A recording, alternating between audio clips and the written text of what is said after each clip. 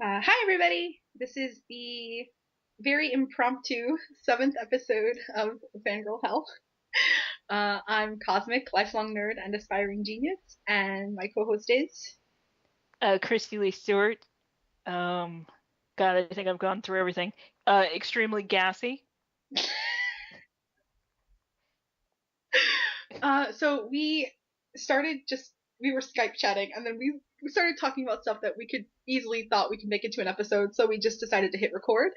So But we do have a theme. Today's yeah, theme is new stuff that's coming out. The Iron Man movie, Star Trek, Doctor Who. But we're talking a lot about racism and sexism, especially. yeah. So listen and prepare to get mad. Depending on how depending on how we edit this, you might go directly from my voice into the middle of a conversation. But in our defense, we did start over the conversation to a point, so you will be involved. Yeah. Enjoy. Bye. Okay, it's recording. So there's supposed to be towards the end of the year. There's supposed to be a 50th anniversary special of Doctor Who. It's like a one-off special episode, and apparently, Oh wait, yeah, because I heard a little bit about that. Because like a bunch of people are supposed to be in it, right? yeah. Well, apparently they were in talks with the guy who played the Ninth Doctor. His name's Christopher Eccleston. Apparently they were in talks with him to have him appear in the special, and yeah, I guess they had a few meetings with him. I don't know who they are. I guess the producers of the show or whatever. And then eventually it said that they just couldn't work out an agreement over it or whatever. And a lot of people were a lot of people when they heard that Christopher Eccleston was considering being in the special, they were ecstatic, you know. But then when they heard that it basically didn't pan out, a lot of people were really upset, and a lot of them were basically blaming more so the production staff of Doctor Who than they were Christopher Eccleston, because it's just rumors. But a lot of people were saying that they felt like it probably it probably went down like this. Christopher Eccleston probably said, "Okay, I'll do it, but if the script is good, I want to see a copy of the script first." And then Stephen Moffat, who I assume is writing the episode, kept you know puddling his feet around and not really getting anything back to Christopher Eccleston, and eventually he just got tired of waiting, so he said, "You know what? I'm out. I don't need this."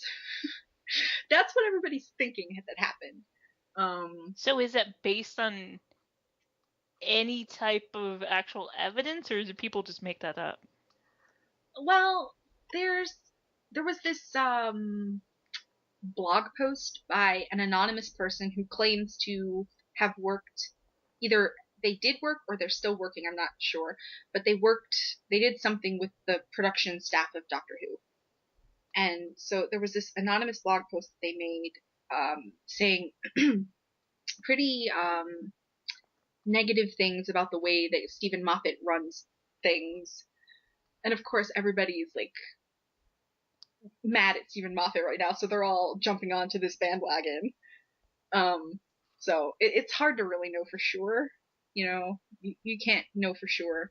Um, but when when you have the actor himself saying that he's considering being in it, and then you know sometime later it's, oh, sorry, no, he's not going to be in it. People obviously they want to start pointing blame at things, Yeah. and you know so. But yeah, uh there's a lot of, I don't know if you'd say controversy, but there's a lot of mixed feelings about the 50th anniversary special. Um, there was some article that was put out that I don't remember if they were quoting Stephen Moffat or just someone from the BBC, but it basically said that they weren't making the 50th anniversary special for the Uber fans. They were making it for a wider audience. And all the fans of Doctor Who are like, I'm sorry, why are you making the 50th anniversary special? Should be for the Uber fans. It should not be for the wide audience, you know? The fans are the people who have supported this show throughout its 50 years. You should be treating them. Well, do you think that's because there's such an influx of people that are just now getting into it? Maybe, but I still think it would be possible to make an anniversary special that catered to the longtime fans as well as was interesting to newer fans. I think it's Yeah. possible. I really think it's possible. But as it stands, as far as we know, the only people that are coming back for the anniversary special. Oh, shh, be quiet, Maxie. Um, the only people that are coming back for the anniversary special are the 10th Doctor, uh, and Rose, who was the first companion when they rebooted the series in 2005. There's I don't think it was ever officially confirmed, but there were definitely Twitter exchanges and pictures released that made it seem as if Martha, who was the second companion of the 2005 reboot, and Mickey, who was originally Rose's boyfriend, but then somehow, in a weird twist, ended up being Martha's husband. Um, they're it seems like they're going to be back for the special too, and then they're going to have this guy, John Hurt, I think is the actor's name, and he's playing someone, but nobody's quite sure who he's playing. But they think he might be playing some.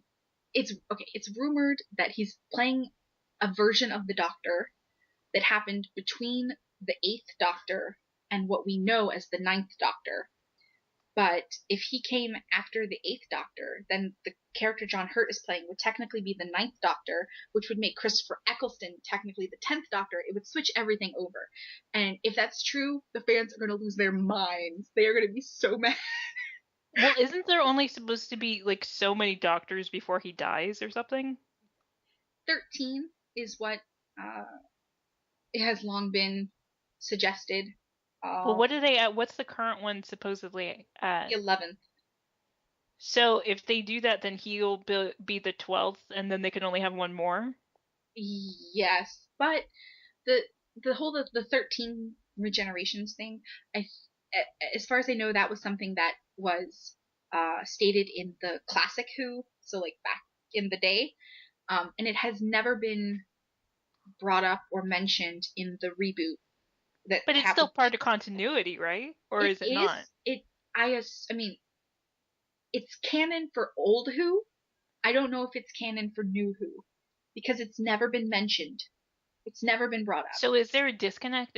Are there things that have happened in the original, like even radio shows that don't apply to current canon? I'm sure there are. My mind is drawing a blank right now. Yeah. I mean, I definitely remember there being people mentioning slight changes before, but I can't think of any off the top of my head. Um, so yeah, I guess we'll see. I mean, I really don't think they're gonna keep it at 13 regenerations and then it's over because this is too much of a cash cow right now. Well, wasn't it that, and I don't know anything about Doctor Who, but wherever I heard it from, it was like in passing or something, he said there would only be 13, like it wasn't even like a hard canon. I don't know. See, you're supposed to know all this stuff. If this was about Deadpool, I would know. I just know that everybody's always saying, "Oh, there's only 13 regenerations." The fans are always saying that, but then they say, "Oh, well, that was old Who. This is new Who. There's no way they're gonna keep to that." So I really don't know. Like I said, even if it was hard canon, I can't imagine them Well, keeping. what's the split between old Who and new Who? Was there like a long period of time where it was just like not around and then they brought Yeah, it back? yeah, Oh, okay. yeah. It was I thought on. it was like always running. No, it was on in the 60s, 70s. I think it a little bit into the 80s. Uh, Hold on. Let's see. It started in the early 60s, and it ran in the 60s, the 70s, the 80s. and then it was off air in the 90s completely. Well, no. Because Buffy There the was Vampire Slayer was taking up too much time. there was a TV movie in the mid 90s that was the Eighth Doctor. Like, that's all he got. A TV movie. Oh. Which is really sad. And then it was off air, and then it came back in 2005. So. Well, I mean, not. So, what's considered the split then? Is the movie part of new, or is the old? It's considered old Who. Oh. The movie came on in 1996 was when the movie aired. So, and then the new Who started in 2005. So you can really say like before and after, like the Hanson brothers were popular, is where you can qualify where the new Who and the old Who splits. Yeah. Although Okay. I think you could even say, like if you like I was watching like older older by meaning like the new Who older episodes, like the 2005 and onward episodes. I was watching those recently, and even those, like the style and the tone of those shows feels miles away from what it is now. And I think even that can be contributed to when Doctor Who rebooted in 2005. It was the showrunner was Russell T Davies, and now the showrunner is Stephen Moffat. And just the overall tone of the episodes, the vibe of the show just feels so different now. Well, And what's different? What's different? I thought it was always supposed to be like funny. it's hard to really it's like it's one of those things where it's like you know it when you feel it kind of thing. Yeah. So it's hard to really pinpoint like a solid reasoning. I think it's just it's so hard. It's just like you know it when you feel it. But I think part of it is just it gets in. It's hard to. Oh, I gotta think of how to say this. I think there are at times external factors that can color the way you view certain episodes. Um, Like the political climate or your hormones or Stephen Moffat's public image. okay, yeah. He's been accused of sexism a lot in the past. On that show or just in general? In general, in comments that he's made about the show, in comments that he's made just in general. Like apparently there was he made some comment where that implied that they had been well, when he took over Doctor Who, he brought on a new companion that he created from scratch named Amy. And Amy is the actress who plays Amy, Karen Gillan. She's this tall, thin, redheaded Scottish woman that most people would consider conventionally attractive. And But you would not. No, I'm not saying I'm kidding. But there was in some interview. Now he could be joking, I don't know, but he made a comment that they had been auditioning a girl for the companion role, and she was a decent actress and everything, but she was kind of frumpy and dumpy looking. And then they took a break, and he walked out to the hallway, and he saw Karen Gillan with her, 5'11" frame, and she was pretty and attractive, and he thought, that's the girl we need.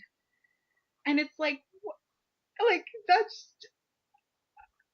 I was speechless when I read that, because it's like, so you're basically saying, again, he could have been joking, but even if he was joking, it's not a good joke to make. But he's basically saying that here was a woman who was a good actress, and she had decent chemistry with the Doctor, but she wasn't pretty enough. So let's go get this other girl who's prettier. So is that something that kind of he says a lot?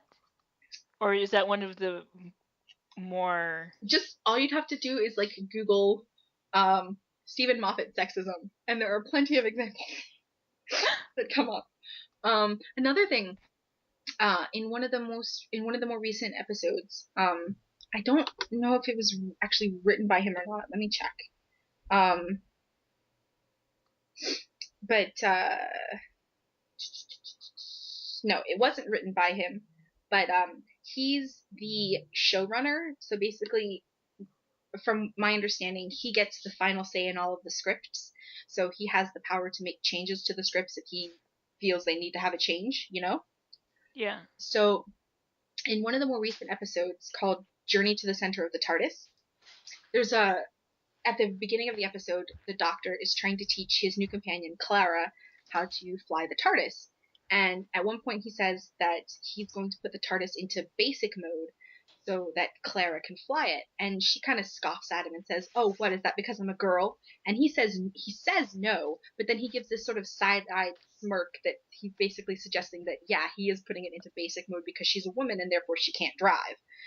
And like that kind of thing never happened when Russell T Davies was the showrunner of Doctor Who. Like that kind of, very um basic, like ha ha ha, women can't drive, look at me, I'm a man kind of humor. That didn't happen. And that it seems like that kind of humor happens more and more often now since Stephen Moffat took over. So yeah, a lot of people have sort of been complaining that Stephen Moffat, whether intentionally or completely just subconsciously, is letting like sexist humor invade Doctor Who gradually. Well, you would think that, if people were so disappointed with him, he would be replaced, but at the same time, it Well, seems like the fandom has grown so much and that's so many more people are watching. exactly that's the thing. Like since Stephen Moffat has taken over, like Doctor Who has expanded its fandom a lot, but we don't really know. See, when Stephen Moffat took over, it also corresponded with just in general the BBC pushing the show internationally more. Yeah. Like they held a lot more international press events and stuff than they did when Russell T Davies was the showrunner. So it's hard to say if the fandom has grown solely because of Moffat, or if it's more so because the show's being marketed more strongly in international venues. You know?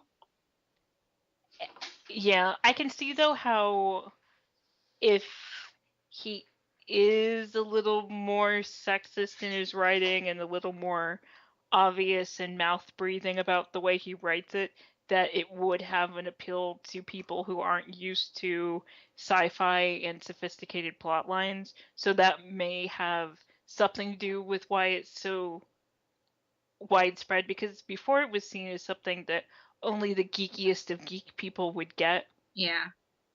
And so maybe making it so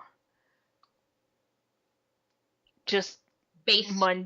yeah, just base humor, it makes it easier for mundane people to understand it, because Yeah. there is that whole I want to be told when to laugh kind of audience. Well, but the thing is like I feel like before he took over, there was still a lot of humor that was very base level humor that the average person's gonna pick up on. It just wasn't sexist base level humor, you know?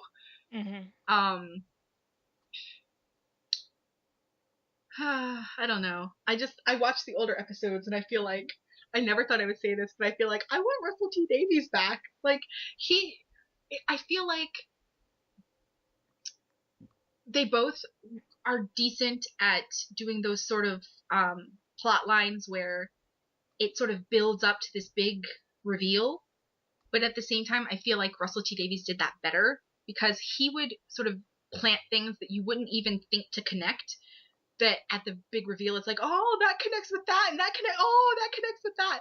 Whereas with Moffat, it's sort of like, okay, I know this is going to connect to something. Oh, okay, it connects to that. But what does that connect to? It's like he makes it a lot more obvious.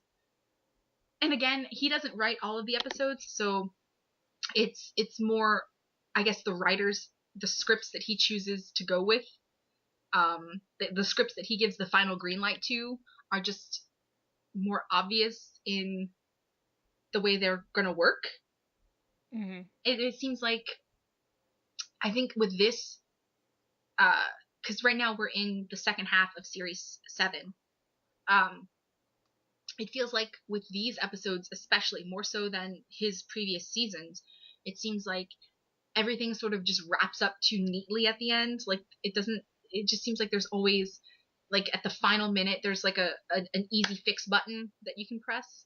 Like, Yeah. everything's been solved too easily, it feels like. So, I don't know. I miss old Who. The old as in like 2005. When you say old Who, I always assume like Yeah. you mean like the radio show Yeah. Who, Yeah. like way back. Yeah. I read a really good essay about sexism in Doctor Who. It goes from like the very beginning all the way to the present. But I kind of skipped to the part that I actually know the best. And they pointed out a really good thing that, like, the basically comparing, Russell T Davies Who to Stephen Moffat's version of Who. And they pointed out a really interesting thing, that it seems like when two things actually. The characters that were the companions that were featured while Russell T Davies was the showrunner, they all had very different personalities. They were very different voices that were brought to the show. Whereas it seems like with Stephen Moffat, the characters, the companions that he's created, are all very similar. Like, they're all very similar personalities, very similar voices. It seems a lot of people have said this for a long time, that Stephen Moffat cannot write for women, like that he's bad at writing female characters. And Does he write women badly, or does he only know one type of woman to write? basically that he only knows one type of woman to write. Okay. I think anyway. And the other point that they made in this essay was that, because when Russell T Davies was the showrunner, Stephen Moffat wrote a couple episodes. Like, he was a writer for the show. He wasn't, the head seeing over everything. He was a writer. And the point that was made in this essay was that when you look at the episodes that he's written, even when Russell T Davies was the showrunner, individually, the way he represents the women in those episodes is fine. But when you look at them all together, you start to see this pattern emerge, where practically every female character he writes, the way that she ends her storyline, her happy ending, is to have a family and be a mother every time. Like, yeah, that every time. And like they said in this essay, like, once or twice doing that is fine, but when you do that with every single female character that you make, that develops a disturbing pattern, Yeah. So, yeah, I don't know. A lot of people who have been in, because, like, people who were fans of Doctor Who before Stephen Moffat took over, they're ready for him to go. Like, they're like, well, they said that when he first came on, they were really excited because they were tired of Russell T Davies, because towards the end, he did start he became too much of a fanboy of the show himself, to where Yeah, I can. It's like fanfic. It becomes like fanfic. Yeah. So they were ready for him to go, and they were really excited to have Stephen Moffat, because he did write some of the more fan favorite shows during the time that Russell T Davies was the showrunner. And they were really excited to have him. And at first they liked his stuff, but he's basically outworn his welcome as well. So people are ready for him to go, but they don't think he's gonna go anytime soon. And they don't think that the BBC would purposefully let him go from this position, because he writes Sherlock, and Sherlock is a huge hit for them. And from what I read, like, not that he owns the rights to it, but, like, I don't know, he has there's something to where if they basically fired him from his position as showrunner of Doctor Who, that he could basically tell them, sorry, I'm not writing Sherlock for you anymore, and then they're going to have to get somebody else to write it. but it won't be the same. I don't know, something like that. Like basically, this is Well, again. it was supposed to have only one more season. Yeah, So if they were going to do that, they should have just let him do the season, then say, okay, now you're out. But they, as far as this is what I heard. I don't have it from any good authority, but I heard that they decided to make a fourth season out of Sherlock. he's gonna have his claws into Doctor Who for so long. It's just gonna. Ugh. Which, I mean, people are excited because people really like Sherlock, but it's kind of disappointing because what they did in the first seasons were just take out like the big epic stories from the Yeah, novels and do them. And yeah, so the fourth season is just going to be the leftover stories yeah, that that had, took place all through these other ones. So it's just going to be yeah. ugh. Speaking of Sherlock, um, and Stephen Moffat and his apparent sexism, there was like Irene Adler, there was a lot of like Yes. claims of sexism with her as well in the way she was written in Sherlock. Well, given what you've told me about him, I would err on the side of okay, it was probably sexist. Um, I didn't like what they did with her because I mean, she in literature itself, she is kind of one of these epic female figures that is really extremely powerful and successful in, her own right by being really intelligent. Yeah, And instead of showing that she becomes powerful and successful through her intelligence in the current Sherlock, they instead made her a dominatrix, showing that she gains a lot of her success and strength through sexuality and her sexual dominance. So it just objectifies this character that is one of the few, especially in older literature, yeah, examples of women who are contenders for their male counterparts just when it comes to intelligence. yeah. I do think though. I mean, in a, I don't necessarily think that it's wrong or sexist to show that a woman gains power through using her sexuality. I No. do, however, think that it's a problem when, like, he makes this woman who we're led to believe has never shown interest in, like, sort of settling down with anyone, or even men for that matter, suddenly falls for Sherlock. Yeah. And I read a quote from an interview with Stephen Moffat where he basically was like, trying to think, why does he find Irene Adler interesting? And it's like, oh, because he likes her, because he's attracted to her, or he loves her, or whatever. And it's like, that's the only reason he's finding her interesting, because he thinks she's attractive. That Like, yeah, that certainly really? stands out when you're watching it as odd. It just seems like it's an abrupt change in character. Yeah. But For also when both of them, really. yeah, well, yeah. But when you're considering it as in the context of just the writer, it seems to me like a crutch that men use in writing women that they don't really know what women's motivations are. So unless a woman is interested in having any involvement in a man's life because she's attracted to him, they can't figure out any other way to write them in. Yeah. It's Just just, extremely poor writing. yes. Yes. Yes. Yes. Okay, so movies. We have to talk about Iron Man because that just came out, and we definitely have to talk about Star Trek. So I'm going to assume you have not seen Iron Man. No. Have you seen the other ones though? Yes. Yes. Have you seen all of the Avengers yet? Yes. Okay, good. So well, you're pretty much up to story then. You just haven't seen this one. So Don't spoil me anything major. okay, well that's Okay, you can spoil me a little, but.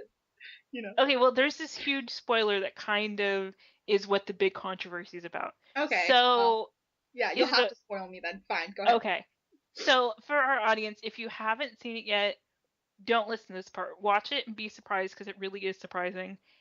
And then come back and listen.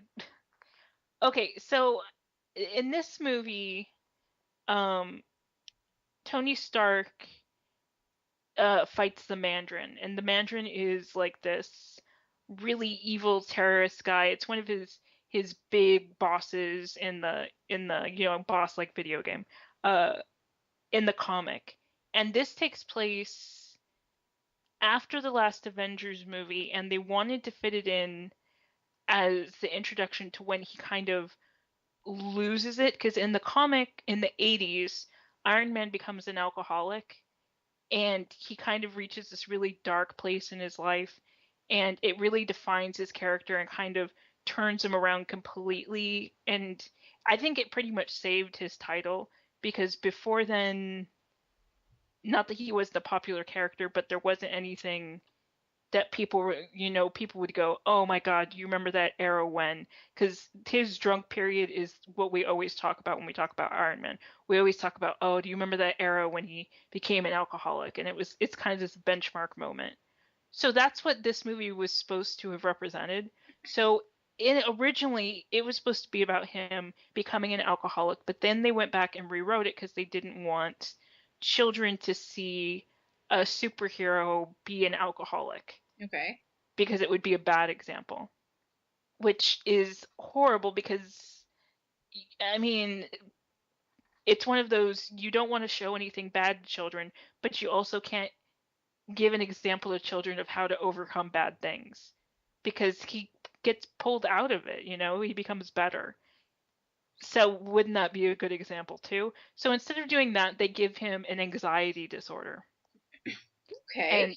And they base it off of him almost dying in the Avengers movie. So he's dealing with all of that, and the movie is about him fighting the Mandarin, who is this white guy Okay. terrorist, and it based in like the Middle East, whereas in the comic he was Chinese.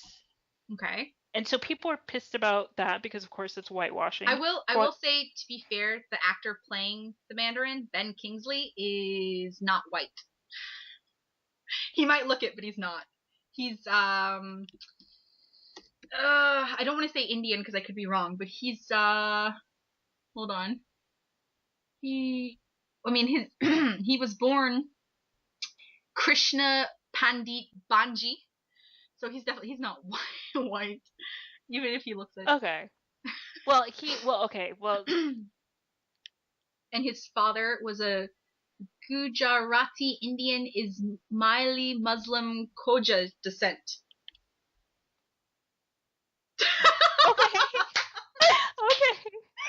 Okay. Well, okay. So here's the thing, because that comes to the reveal a little bit. So originally, the Mandarin was Chinese, and it had to do, and he was a bad guy from China, and of course they redid it to make him like a bad guy from the Middle East. Oh, wait. You know, part of the reason they probably changed it so he wouldn't be Chinese was because there was some Chinese company that partially funded this movie. Oh yeah, that was definitely a big part of it. Yeah. But they're trying to use, and I can understand this is an excuse. Trying to use an excuse is, it's more relatable in our current climate to see the Middle East as an enemy. Yeah. So, and here's where the big reveal is. Here's the big spoiler.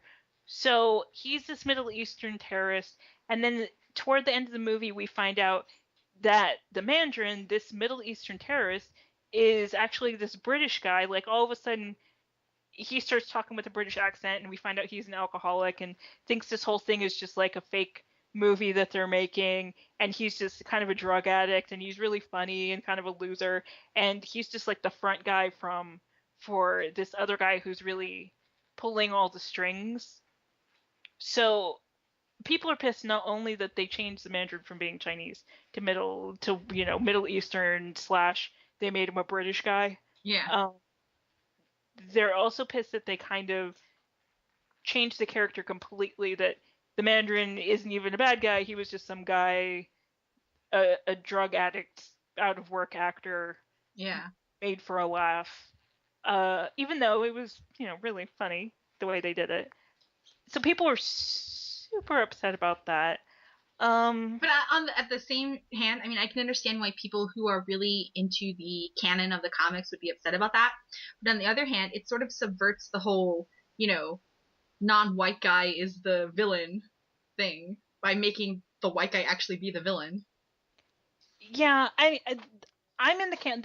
There's a couple camps of us who read comic books. There's some people who only like the movies and they're just so annoyed when we talk about comic book canon, and then there's people who really like the comic books and absolutely hate it when the movies change any canon. And then there's people like me who acknowledge that they're actually different universes, because Yeah. Marvel specifically numbers their universes, like literally numbers them. The main one that we know about in the comics, the main storyline is in Universe 616.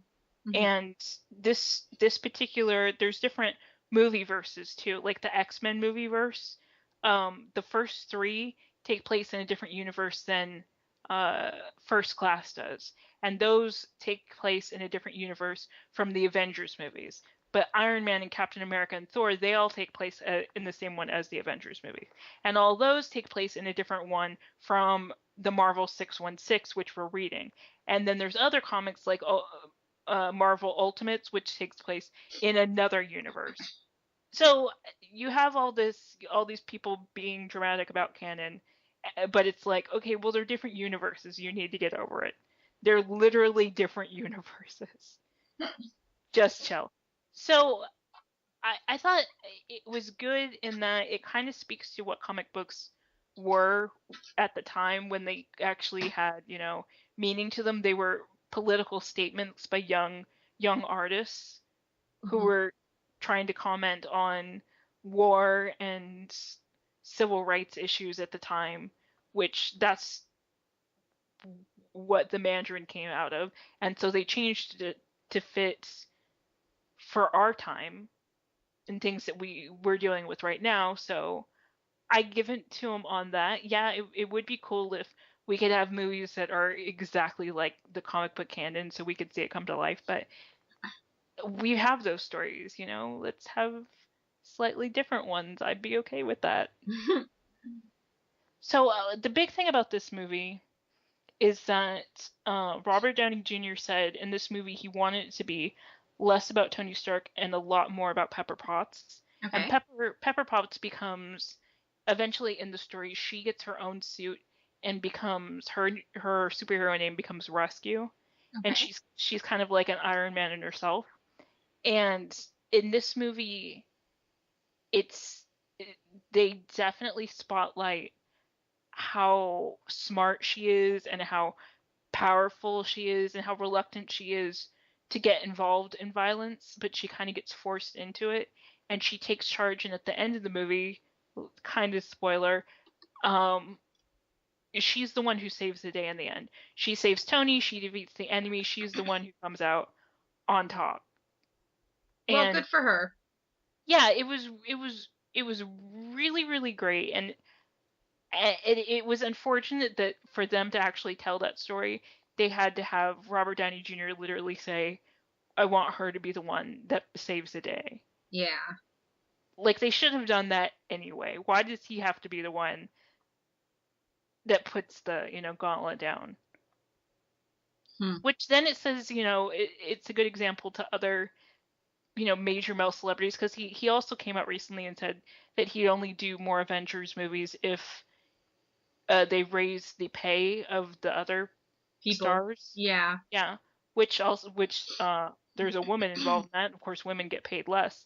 So it's like, unless men, the most high-ranking man in an industry or in a movie series comes out and says, I want women to have a good representation, it won't happen. Well, but at least he did that. I mean, he could have just sat back and was like, I got my money. I don't care about you guys. I'm totally glad about that. Yeah.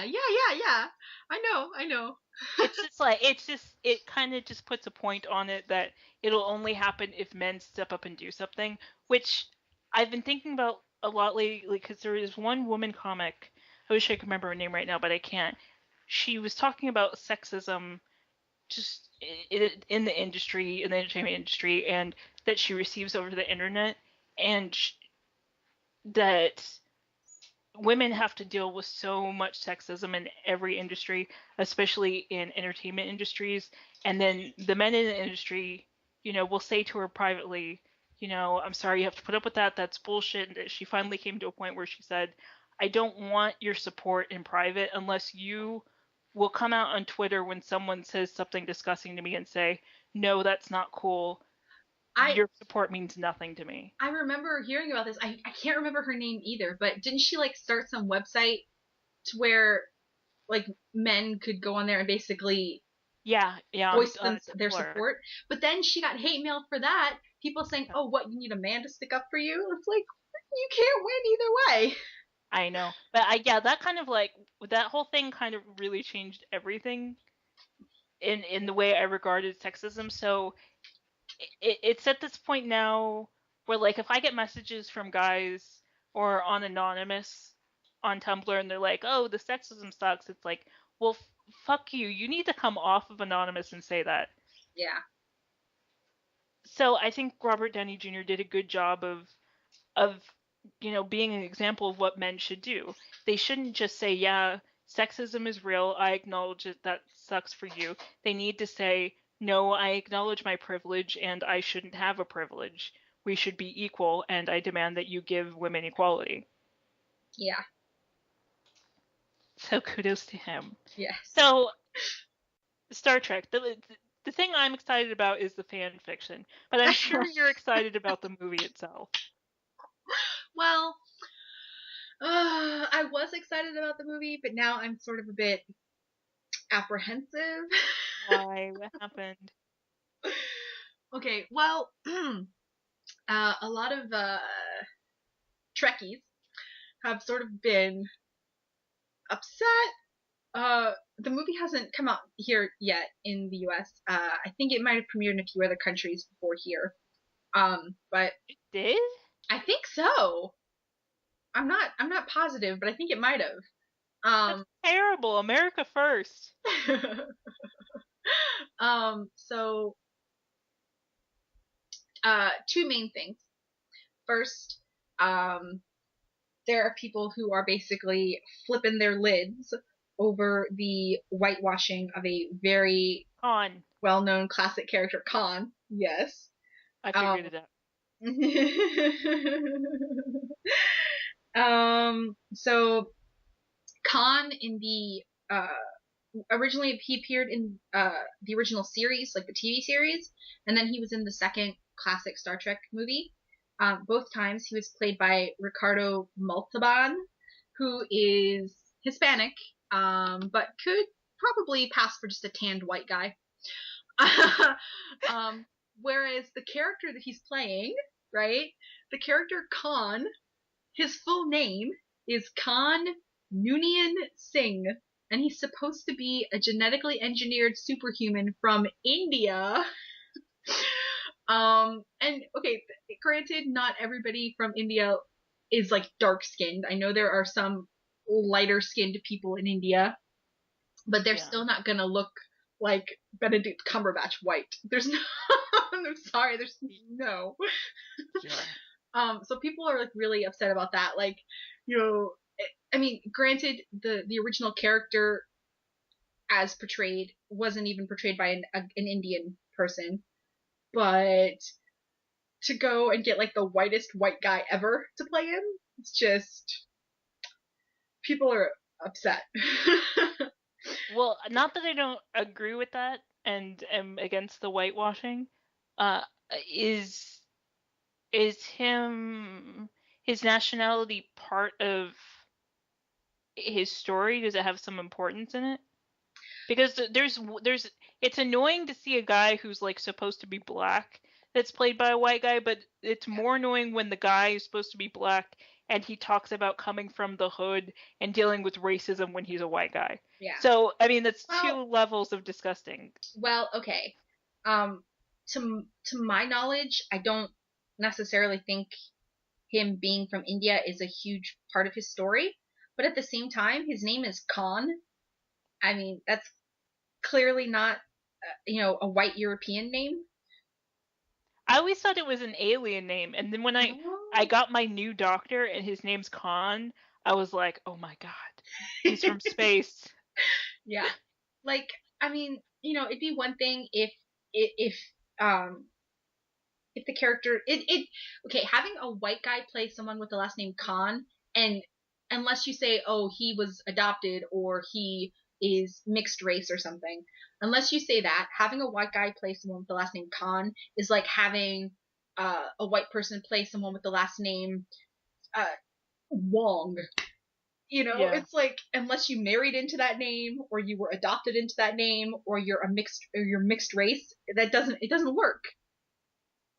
Of course, I mean, it is sci-fi, and a lot of sci-fi I've read. Of course, you've read way more than me, so you have to be the judge of it. There always seems to be, to an extent, a racial mixture to Yeah. the point where there is no pure race anymore. Yeah. That is definitely true, but I mean, genetically speaking, certain genes are more dominant than others. That's how, like, you could have somebody who themselves is like, say a white person and an Asian person has children, and then their children are going to be half white, half Asian. If the rest of their descendants throughout time only marry white people, it's going to be several generations before their children actually start to look white again. Like, it takes a long time to, I hate to say this, breed out dominant genes.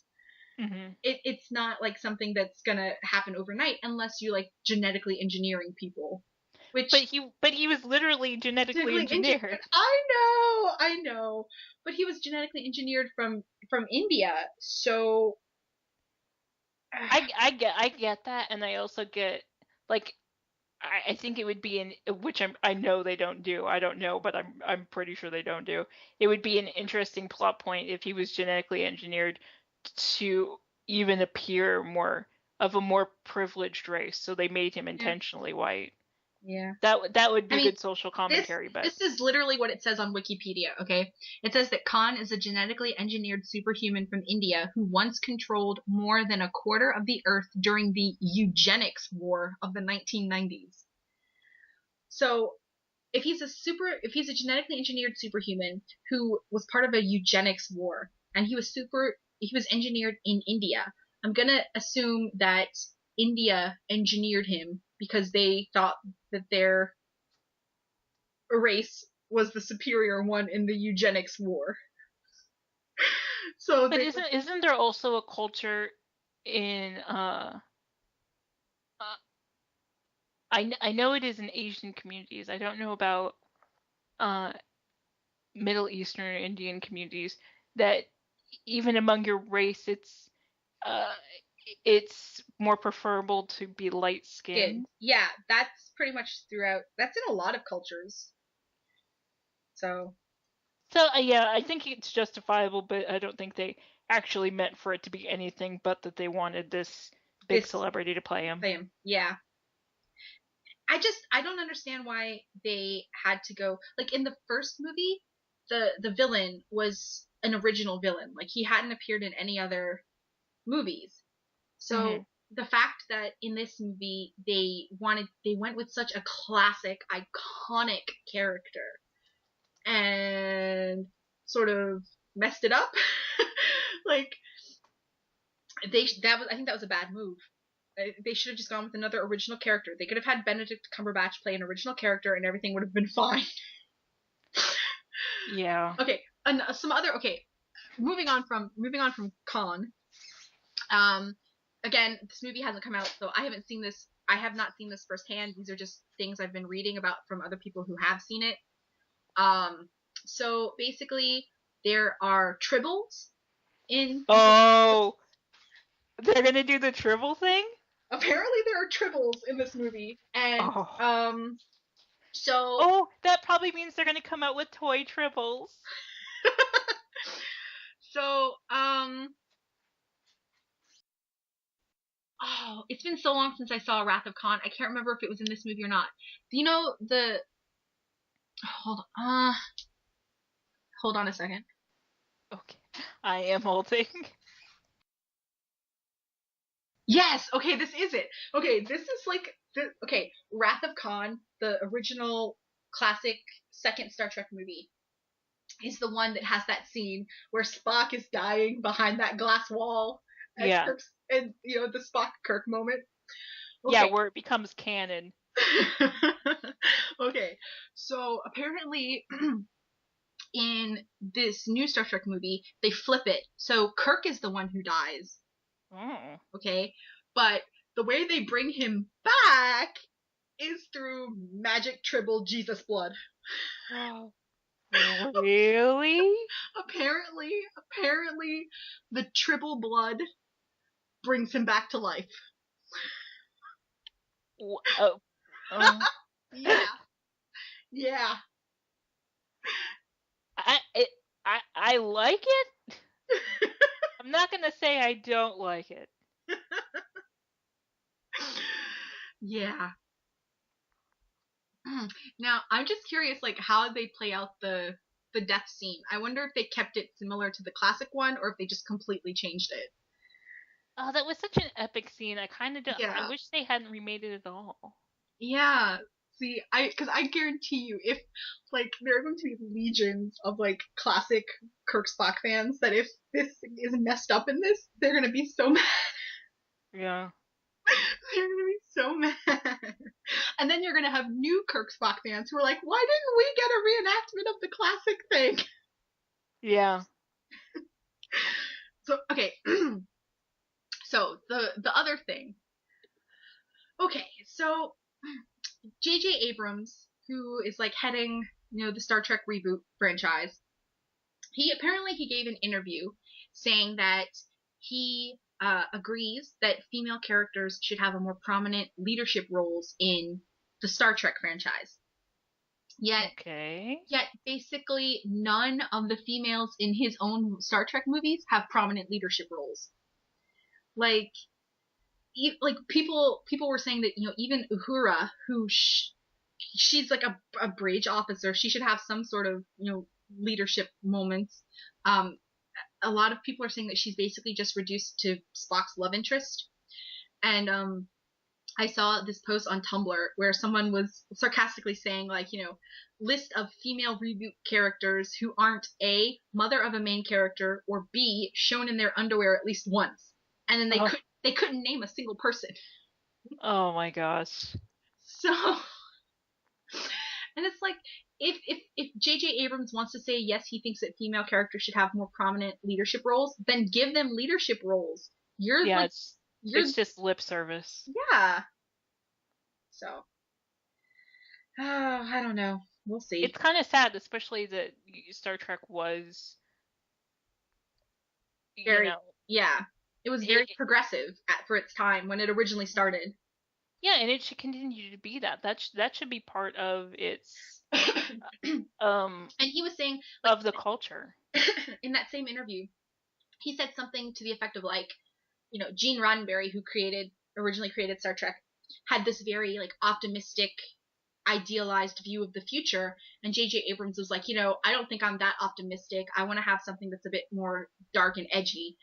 And it's like, it seems that to him, he thinks that you can't have progress and still have the thing be dark and edgy. Like, in the original Star Treks, whether we're talking the original series or Next Generation or Deep Space Nine, Voyager, like, they had a balance. There were things that were very, like, that showed that there was progress as far as racial diversity and sexism getting better and stuff like that. But then they also had, conflicts that were very real and serious and edgy even. Like, you can have a balance of both. So that reminds me. It was one of those Trekkie documentaries. I mean, I think it was one about the fans. One of those yeah, silly ones. But something that someone said in it just stuck with me about Star Trek. He said that the reason he was a Trekkie and was so drawn to Star Trek as opposed to different shows or different sci-fi was because sci-fi tends to, or at least more recently, especially in the 80s, be so dystopian, yeah, and Star Trek is kind of a standout example of a sci-fi series that is very utopian and that really appealed to him. And for me, I've never been a fan of the kind of utopian uh, futures or past or even present stories. My one of my big fandoms is Terminator, yeah. which is definitely dystopian. And so I never really got into Star Trek because it was, it was more utopian, which doesn't appeal to me. I oh, go But ahead. it like if that's part of the culture of the series and the fandom, to say, well, I'm just, I'm a little more jaded than that, so I'm going to make Star Wars a little more dark. To me, that'd be like if they make another Terminator movie and say, oh, it's just been so dark. We're going to make it how, well, things aren't so bad in the future. It would be like, then you're not doing Terminator. Yeah, I think to me, um, Star Trek definitely has utopian aspects, but I wouldn't say that it's entirely utopian. It, it to me, it seems more like it's trying to show a future that is striving for utopia, and Hmm. they have certain segments of their society that are utopic, but there are constant outside forces that are trying to mess that up. Like, Yeah. like the Borg and the Romulans and people that, are outside of the Federation. The Federation, I would say, is probably more the utopian thing. But even within that, there are disagreements between people. It's not entirely utopian. It's striving for utopian, but it's not entirely utopian. Would you, okay, well, and this just struck me, so maybe it's a completely ridiculous comment, but would you say that Star Trek is more of a story about, a story of trying to uphold values and society instead of other sci-fi series where they try to obtain certain values and societies? Because like back to the Terminator, like they're all working really, really hard to get a future that's worth living in. Yeah. Whereas it seems like Star Trek is trying, the story is about them trying really hard to preserve a Yeah. future that they're living in. Yeah, I think not only preserve it, but to try to expand it and bring peace to other people as well, because like the Federation was was created to sort of unite several species and groups of beings, um, and as it expanded and more worlds and more beings joined the Federation, it's basically trying to spread peace, and not even necessarily peace, cooperation throughout the galaxy, the universe, what have you. Um, and not everybody agrees with the Federation. Not everybody wants to be part of it. Some people want to destroy it. They don't like it. Um, but yeah, I definitely think it's about trying to strive for a utopian, peaceful utopian existence, and it's trying to bring that peace to other people as well, and foster cooperation and foster friendship and build ties and things like that. One of the problems I've had with Star Trek, that makes it not so appealing to me, is that I, at least from what I've seen of it, it doesn't seem to be too critical, um, of its own dogma, because the whole idea of that the Federation is this fantastic, peaceful utopian presence, and we're trying to go out and convert people to it, and that there's people that are against us, and of course they're always the bad guy, and we're always fighting them. It seems like it's a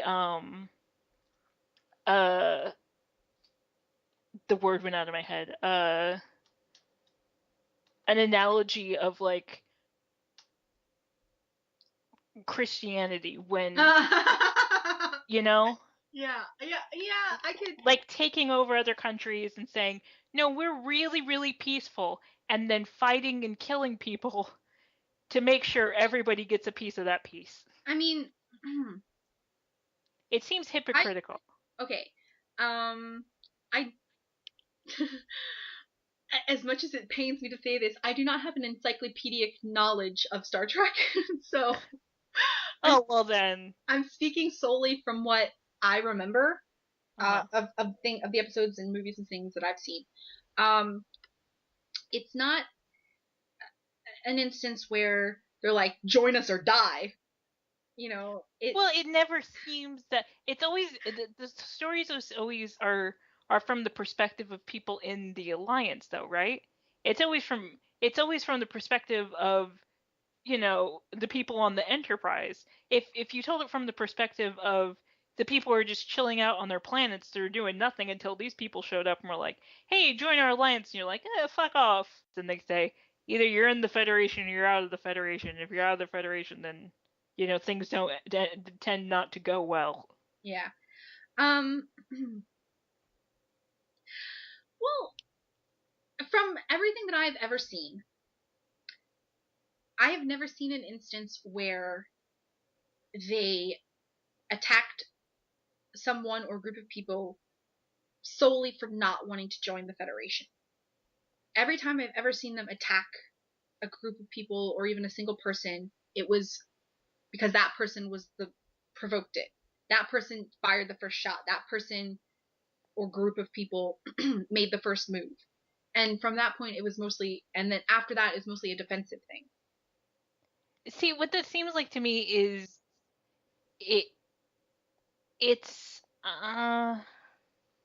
again, it's kind of like, here's from the perspective of the good guys. It seems like a rewriting of history, or in this case, a rewriting of the future, where that we see in the Enterprise has always done the right thing and waited until that person shot first. But there's other ships out there who run across civilization and they say, they shoot first. Mm-hmm. That it can't, in this culture, we know from history, it can't exist without becoming too much for itself.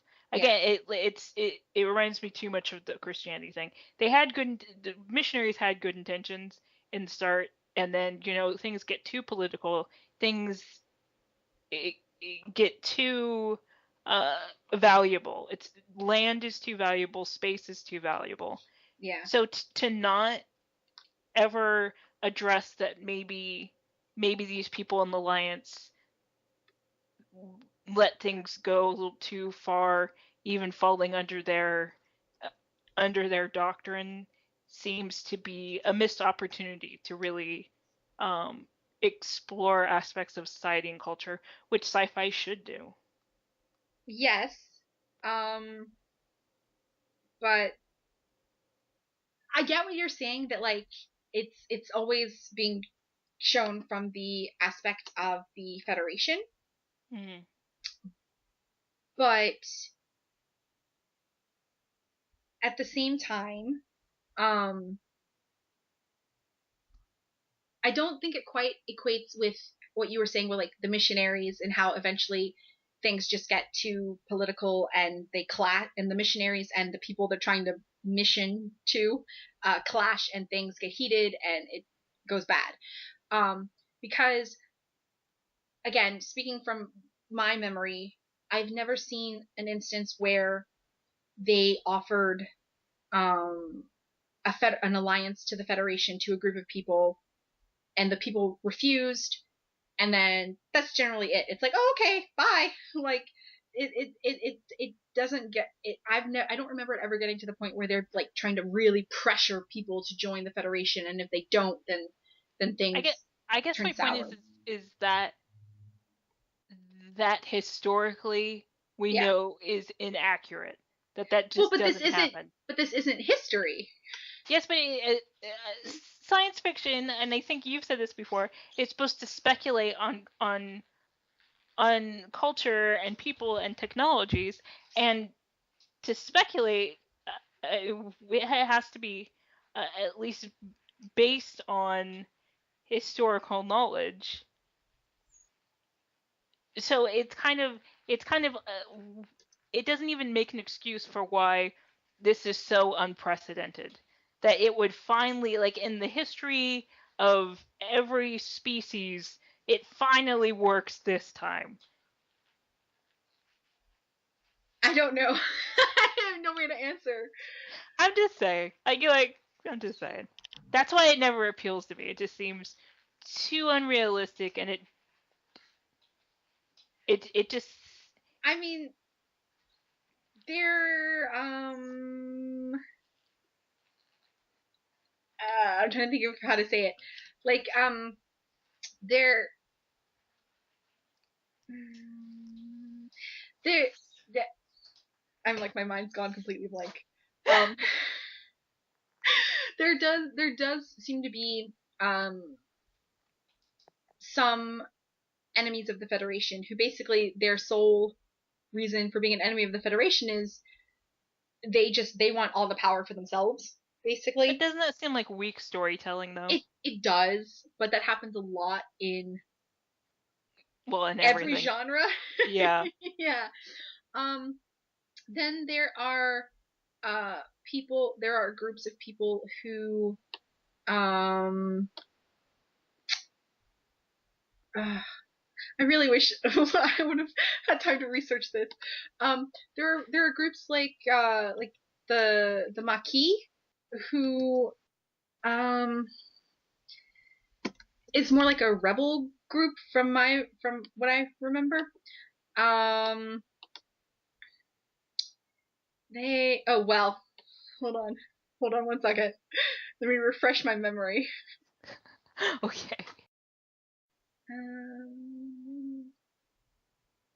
Okay, so there's the Maquis, who technically is sort of considered like this rebel slash terrorist group, but their whole like sort of backstory, they were living in territories that through a peace treaty with the Federation and the Cardassians, it created like a demilitarized zone between the two factions, and the Federation ended up giving up several of their colony worlds to the Cardassians because those worlds fell into the area that they designated to be belong to the Cardassians now. And the colonists were offered the chance to relocate anywhere else into the Federation, but some of them insisted on staying on their world because this is their home, it's their world. But that effectively made them Cardassian Union citizens. And some of these colonists ended up forming the Maquis to protect themselves from Cardassian aggression, because even though the Cardassians had a peace treaty with the Federation, they still weren't very kind to people from the Federation. So the Maquis kind of end up being angry at the Federation.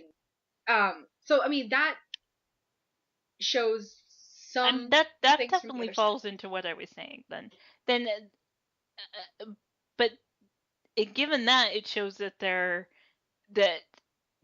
are gray areas. Yeah. That people do get hurt. Yeah. In the formation of a utopia. Yes. So to say, okay, yeah, that was a storyline. Okay, I'm wrong. That does happen. It just seems like it would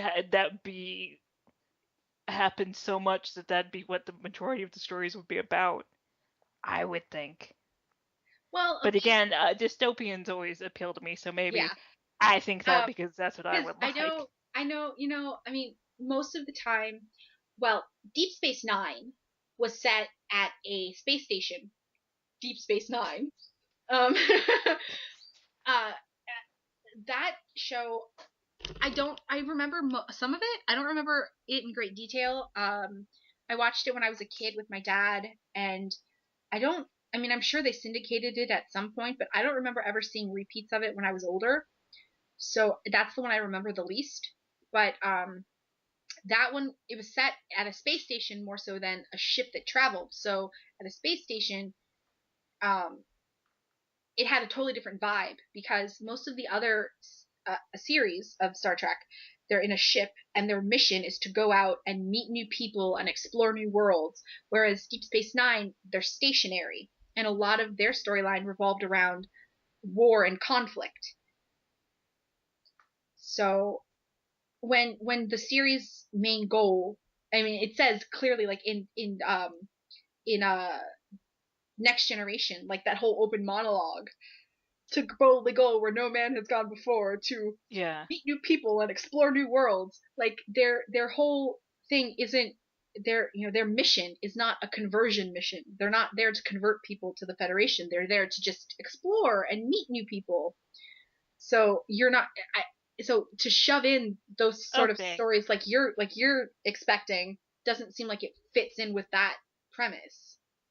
Yeah, okay, I can understand that. So. See, and now I learned something. Now maybe I won't be so jaded. It's probably not true. Okay, so are you ready to move on to the Squee and WTF? I guess, but I'm not sure if I have anything because I wasn't expecting this. My Squee is that Jinx Monsoon won RuPaul's Drag Race. Yeah.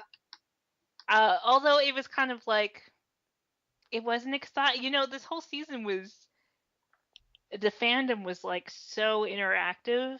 Yeah. And it felt a lot more fun this season. Everyone was talking. But it also kind of, being so interactive with all the other fans and seeing the voting process and knowing what all the feedback was, it was so just obvious that she was going to win. It was the reveal wasn't exciting like it was in other seasons. Yeah. Yeah. Like I ended up missing the crowning because on my on-screen guide it said that the episode ended at 11 o'clock.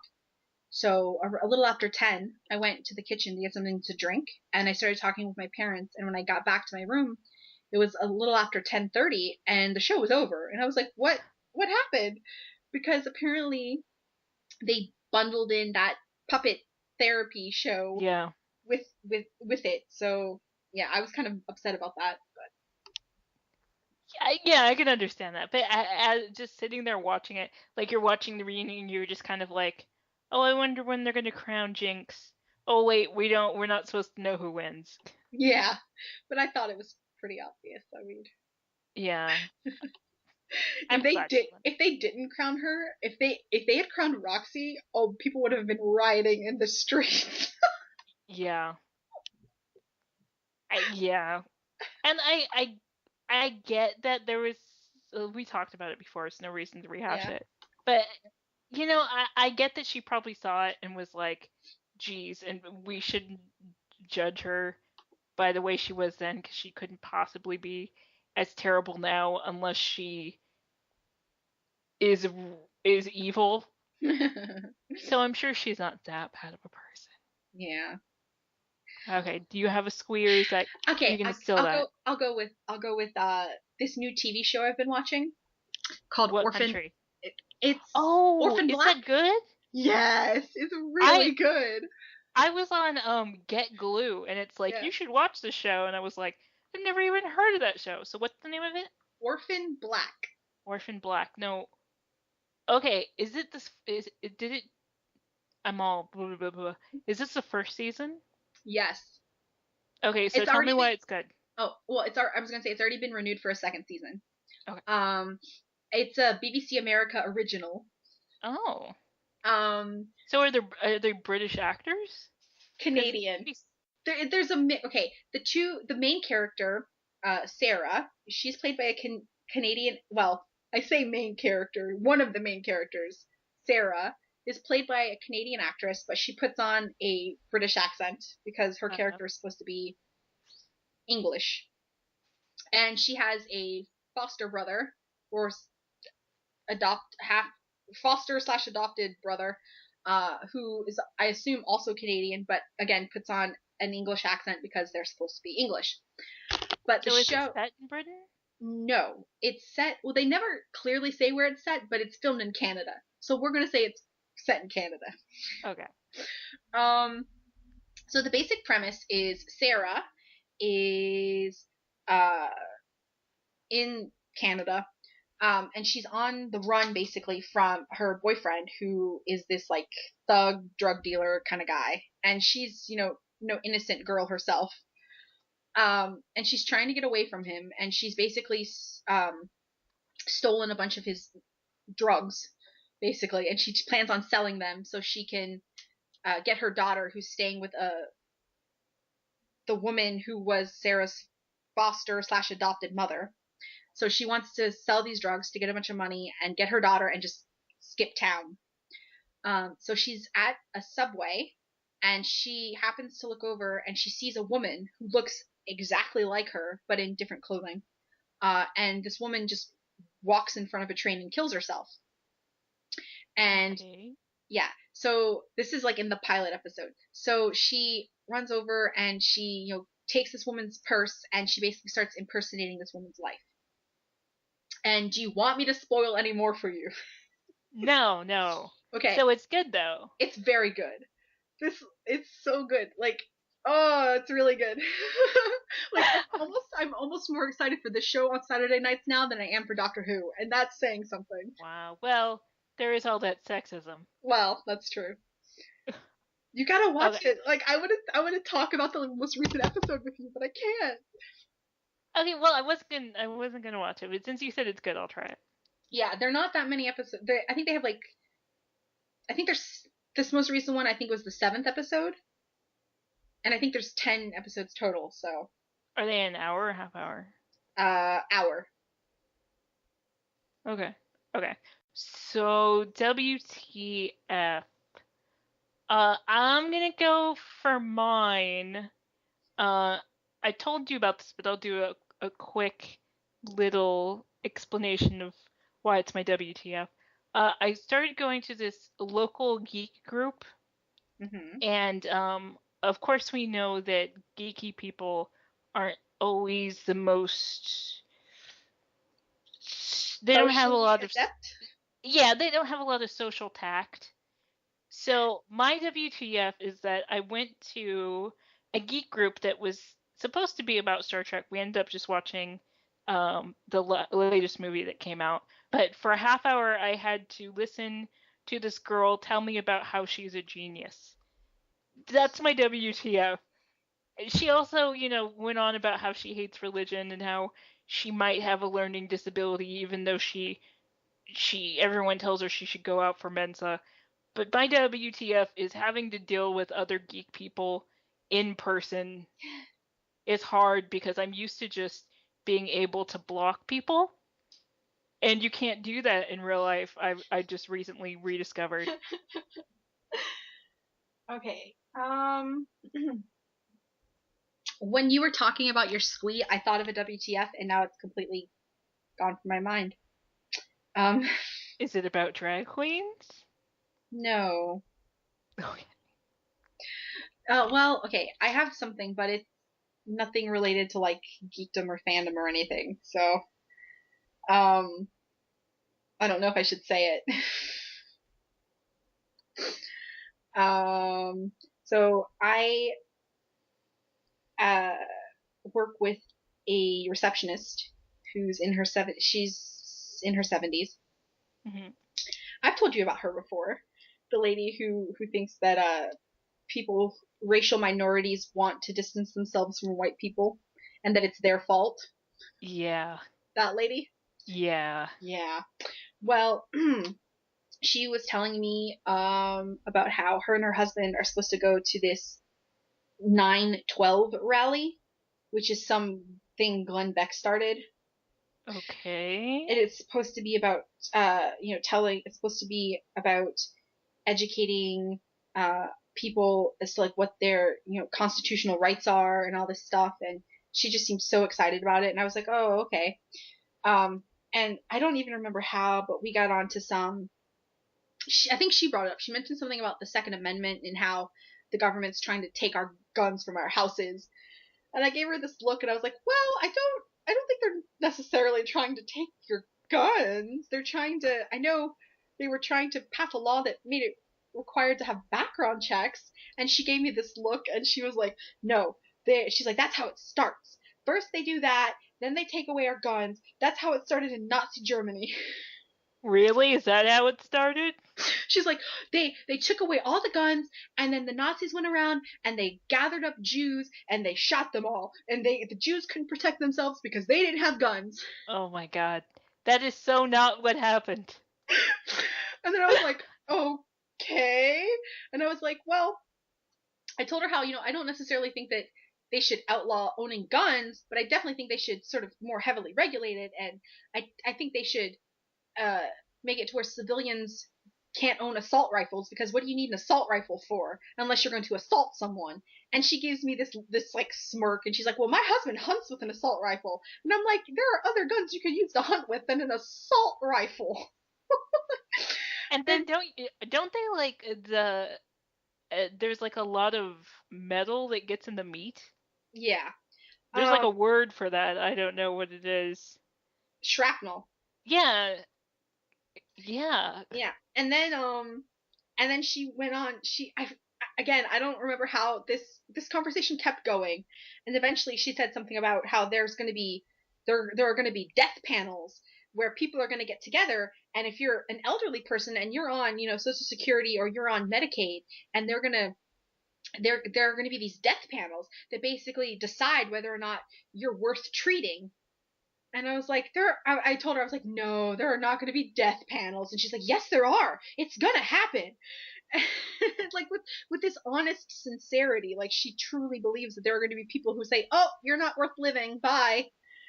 And well, then to an extent, that already happens. yeah. And also, if it really comes down to it just applies to the senior citizens, I'm okay with them doing that because most of them tend to be racist like this person. She also said that Obama is trying to fix it so that he can run for a third term. Oh my god. I was like, no, that is never, ever, ever going to happen. That would have to be okayed by like the House and the Senate. And she's like, oh no, he's going to do it by an executive order.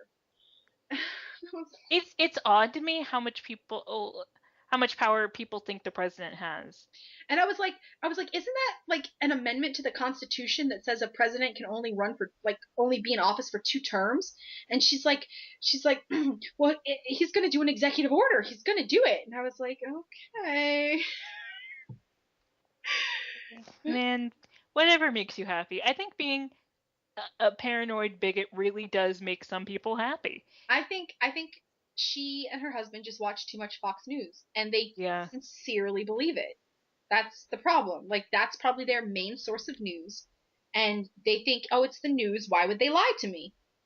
Why would they? Yeah. Why would they purposefully try to lie to me, to make me scared, to make me believe their agenda, basically? But I mean, a lot of news stations do that. Every news organization. Yeah, every mainstream news organization does that. If there's any corporate backing behind something, it has corporate influences. Yeah. Meaning they're going to want to draw on your emotions somehow to sell you literally on products. Because no matter, everybody has an agenda, but corporations have a financial agenda, and nothing will sell more than fear. Yeah. And if you can get people scared enough to watch Fox News even more, you can market them tons of shit. Yeah. Which they do. Yeah. So yeah, I guess that's my WTF. That's a good one. That's a good one. Okay, so that's our, everybody sucks show Our Mostly unplanned, sexist. Everybody Sucks show. Yeah. At least it's current this time. So go out there, you guys. Don't be sexist. Don't be Write bigots. good stories. Join the Confederacy. Wait, is that what it's called? The Federation. The Federation. I knew it was something like that. Oh, it's definitely not the Confederacy. My bad. Oh, yes. Don't join the Confederacy, but maybe the Federation. If you're bad at writing for women, ask a woman how to write for a woman. Or how about this? Let's hire more women writers. Yes. Yeah. Yeah, I'm good. Yeah, that's a good note to end on. Write your congressman. Write your congresswoman. Or refer to your congressman as a woman until they finally get the hint and just leave. Okay, bye everybody. Goodbye. Bye. I just remembered what my WTF was. What?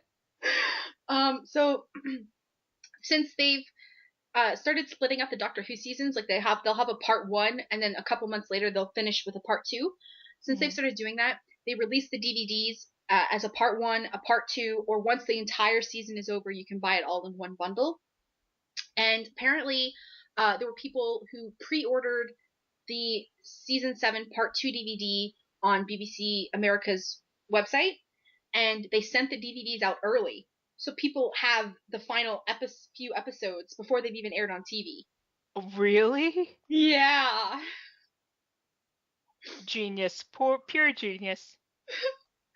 And I saw on Tumblr, everybody was like, if anybody spoils me, I'll kill you. And then there were people who were like, people have the DVDs, why are they not putting the episodes online?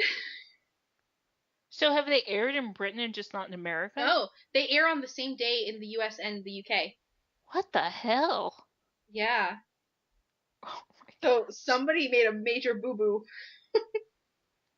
Nice. Jeez, that ends sexism. I just can't take it.